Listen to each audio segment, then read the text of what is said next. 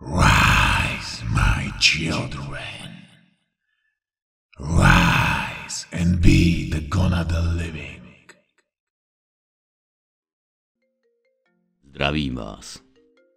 Ak túto správu niekto nájde, tak už bude po mne. Všetko to začalo v polovici roka 2025. Najprv to bola iba len sranda. Tak ako by to povedal ten, ktorého nemenujeme, pokiaľ chceme ostať živí. Smiešky. Ach, keby len ľudstvo vtedy vedelo, čo týmto vznikne a čo to spôsobí. Bol kedysi človekom, no teraz už ani nikto nevie, čím je. Ale poďme na úplný začiatok. Snáď to stihnem zdokumentovať skôr, než dostane aj mňa, keďže som si vedomý rizika, do ktorého týmto vstupujem, ale tá šanca, že ľudstvo bude mať možnosť na záchranu, za to stojí. Začneme s tým, že si k nemu povieme všetky informácie, ktoré ešte máme k dispozícii a ktoré som stihol zhromaždiť. Meno toho, o kom sa nerozpráva, ak vám je váš život milý, má iniciály BD. Veľakrát vytvoril dosť pozoruhodné počiny, ktoré sa stali výrazné na celom CZ.sk internete. Dokonca sa dostal aj s jeho zvolaním Huge PP do videa k jednému blondiavému streamerovi. Je bezpečnejšie ich nenazývať priamo menom, ak majú hociakú spojitosť s ním. Pretože to tie tvory láka tiež. Život sa počas žmorknutia oka môže vytratiť, ak spravíš chybu. Ale späť k téme. To, že sa podarilo tomu, ktorého nemenujeme, dostať do videa, tomu streamerovi, bol pre ňo už aj so vtedajšou jeho slávou veľký míľnik. Jeho značka merču mala zdarma reklamu snaď v každom kúte sveta. No v strede roka 2025 prišiel začiatok. Začiatok pohromy, ktorá vyvolala apokalypsu. Vytvoril znova nový mím. Ako už desiatky krát predtým, no tento bol niečo iný. Bol ako nákaza, ktorá ničila v enormnom počte ľudstvo, ktoré v dnešných časoch chce vyhubiť celé. To, čo teraz poviem, má možno bude stáť život, ale je potreba, aby ľudia vedeli, proti čomu stoja. Podľa popisu, ktorý som dal predtým, evidentne viete, o koho sa jedná, a ak nie, tak nápovedá, ktorú snáď nebude musieť ľutovať, vám poskytne Kačka a Varlok. No, namiesto druhého slova dáte lob. To vytvoril. Prepáčte za to zaobelenie, ale verte mi, že je to skutočne nutné. Na streamoch a následne na to vo videu žiadal ľudí, aby ho stvárnili ako kyklopa v okuliároch. Týmto to pustil plne do otáčok. Zánik ľudstva sa začal. Najprv to vyzeralo ako len ďalší zábavný mím, no tento bol v niečom iný. Ľudia si robili srandu s tým, že im volá. Veď predsa, haha, srandičky. Dostalo sa to do mainstreamu. Bolo to všade. No po prvom týždni to prišlo. Medzi tými všetkými správami v komentároch sa tie skutočné volania o pomoc stratili. Ak niekto nemiloval a nemal v odberoch, jeho kanál bol v ohrození života. No nikto nevedel, že toto by ich mohlo zachrániť. V začiatku o tom nikto nemal ani tušenie. A to bolo jedno zo základov jeho silného úderu. Vždy vo videách hovoril, že dajte odber. A týmto jeho plánom sa rozhodol, že už bolo toho dosť. Nikdy nemal 100%. Prichádzalo to pomaly, ale isto. A bolo to smrteľnejšie a viac nečakané, ako by sa mohlo zdať. Začínalo to, ako som už vyššie hovoril, hovor mi na telefóny. No to bol len začiatok. Najprv to každý bral ako video na sieťach. Bolo to živé. Keď to človek chcel dvihnúť a mal odber, bolo to video. Keď odber nemal, šlo ho zdvihnúť, ale nie vždy. Potreboval zálohu. Ľuďom sa o tom zvonení, o tom prekliatom zvonení začalo snívať. Zvonilo im to v snoch a o to horšie to bolo. Najprv to tiež ľudia brali na ľahkú váhu, no začali umierať. To Tu si ten, ktorého neoslovujeme. Menom siahal aj do vlastných radov. Veď treba si poistiť alibi. Aby to nebolo len pomimo. Plánoval to. Musel to plánovať. Vyjal sa v spôsoboch, ako dosiahne toho, čo chce. Bude mať 100%. A potom to začalo prichádzať. Rapídne začali ľudia v CZSK umierať. Dostalo sa to do celosvetových správ kvôli spôsobu a množstve umierania. Celosvetové vlády okamžite si začali myslieť, že sa musí jednať o nejaký vysokonákazlivý vírus. Neboli ďaleko. No šírilo sa to inak ako korunka. Karantény to ešte zhoršovali. Ach, toľko zbytočne vyhasnutých ľudských životov. Dlho to nikto nechápal, čo presne sa deje. Stálo to naozaj priveľa životov, toľko nevinných životov, ale na smútok je neskoro. Trvalo to 2 mesiace od vydania videa, než CZSK sme skoro vymreli. Genofond zničený. Prežila menej ako polovica. Áno, môžete si hovoriť, že genofond ešte nie je zničený, ale to ešte nebolo všetko. To bol len začiatok.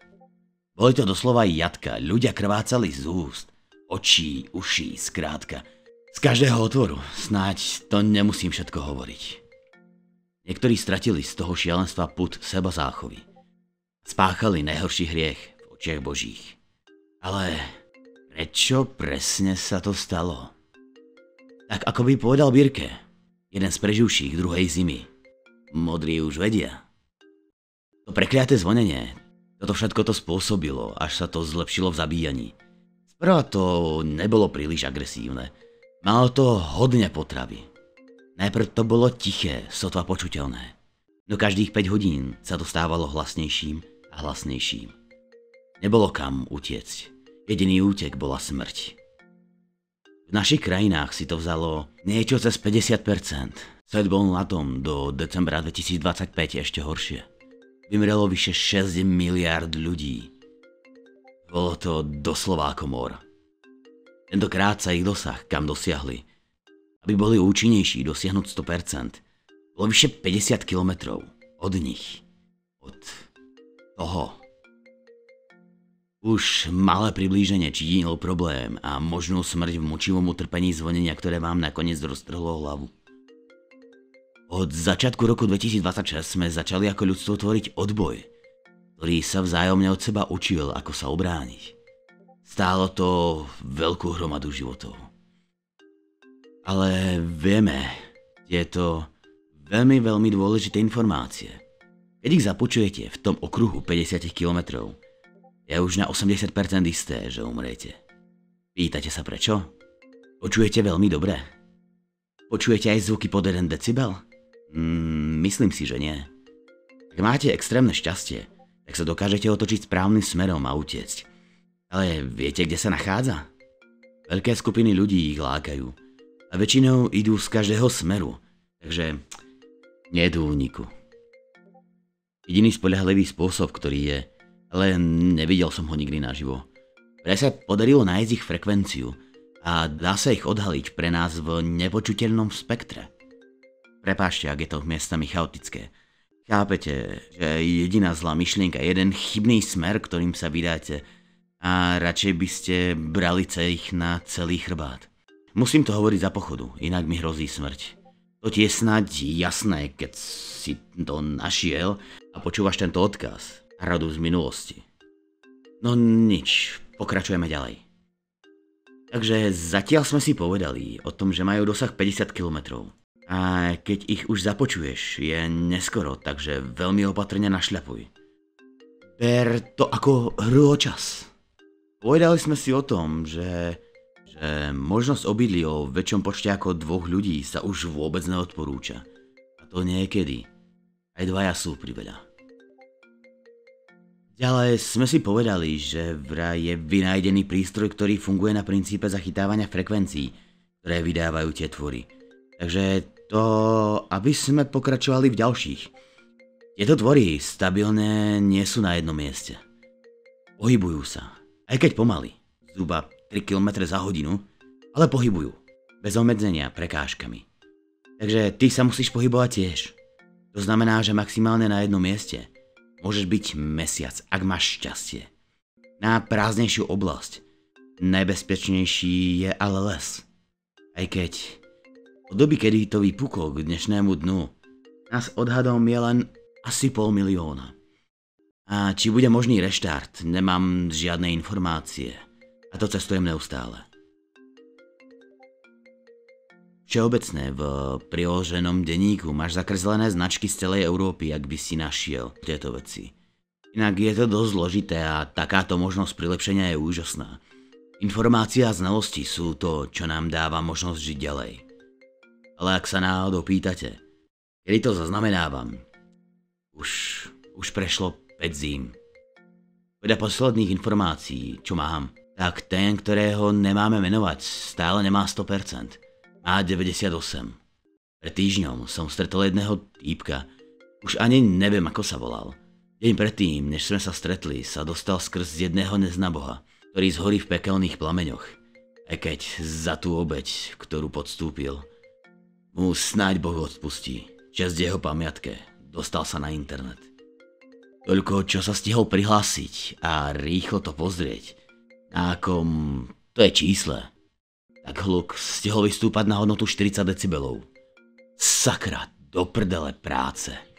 Bolo to maximálne 10 sekúnd, ani sa nestihol prihlásiť a dať odber z nového účtu. Okamžite v tej chvíli, keď to takto nárazovo vystúpalo, utekal, čo mu nohy stačili, ale bolo už neskoro. O 20 minút neskôr mu explodovala hlava. Stihol mu predať tieto informácie, ktoré som vám už povedal. Vidíte, to je jedna vec, ktorú môžem ozrejmiť, ale bude musieť ísť dosť obrazne. Až vyhasne môj život, skončí sa aj informačný tok a možná záchrana ľudstva. Možno ty, ten čo to práve počúvaš a študuješ. V mojom denníku prídeš a budeš kľúčom k záchrane ľudí. A možno ty nájdeš toho, ktorý musí umrieť za to utrpenie, aby ľudstvo mohlo prežiť. Možno v denníku nájdeš niečo, čo ťa k tomu navedie. A s ďalšími informáciami dosiahneš ľudskej záchrany. No ale...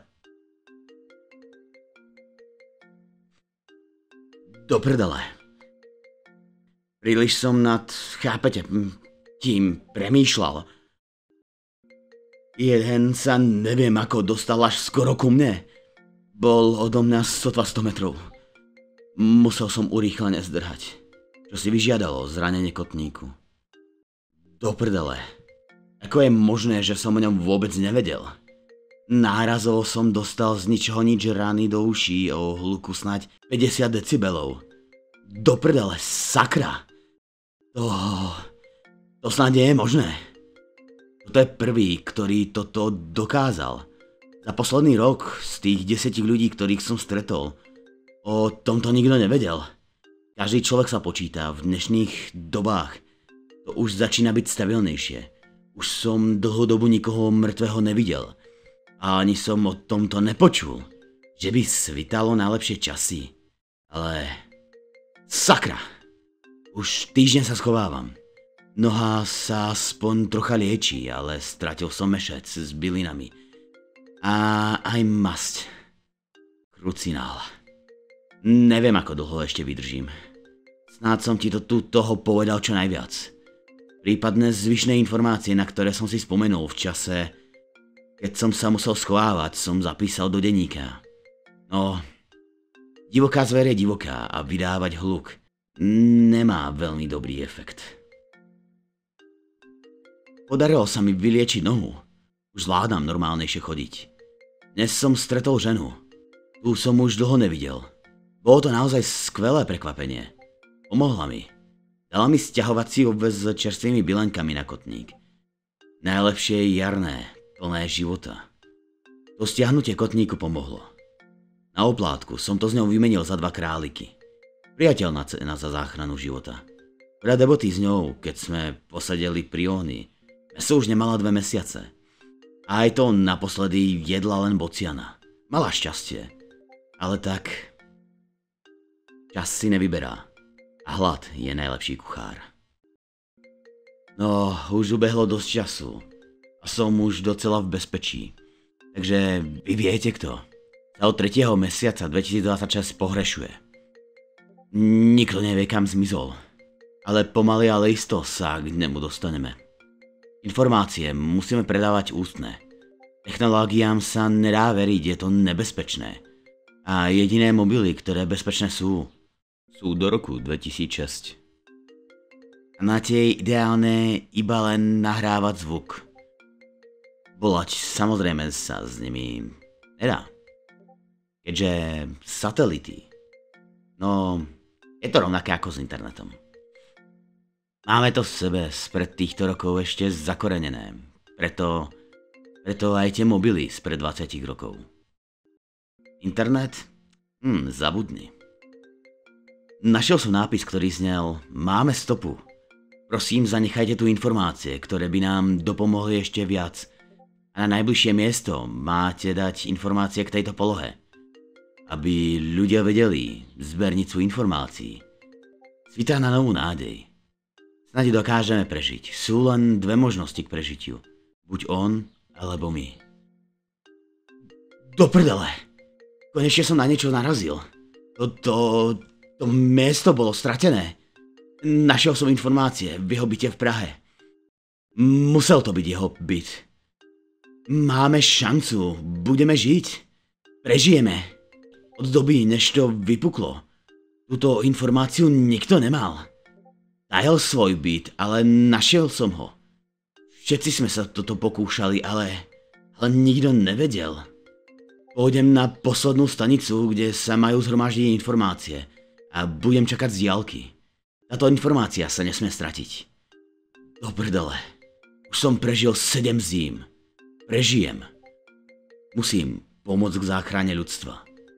Po 5 dňoch som naspäť. Musím iba len čakať. To najdôležitejšie mám. Už to dať len ďalej. No cestou som našiel niečo naozaj nezvyčajné. 3 dní cesty naspäť som videl nové telo. Ale toto nevyzeralo ako jedno z tých predošlých. Jedno z tých, ktoré zabíjajú tie veci. Tá mŕtvola mala len jedno jediné veľké zranenie. Na hlave. Vo veľkosti priemeru okolo čela. Skrz obvod. On proste nemal vrch lebky. Vyzeralo to, ako keby mu to niečo doslova otvorilo lebku a spolklo mozog. Preboha, čo to mohlo byť? Musím to odovzdať. Niečo tu je. Sice už sú to 3 dni, ale neviem. Poslednú polhodinu mám naozaj divný pocit, ako keby ma niečo sledovalo. Niečo tu nie je v poriadku. Toto by sa nemalo diať. Ja som tu ready, ty kúku.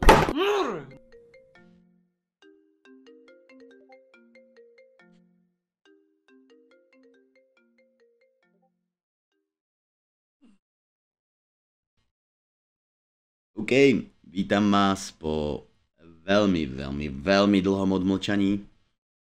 Ale tak, priznám sa vám, strátil som úplne všetku veškerú, môžete buď k tomu prísť, vydávať ďalej videá, do toho proste hodne veľa sraček proste.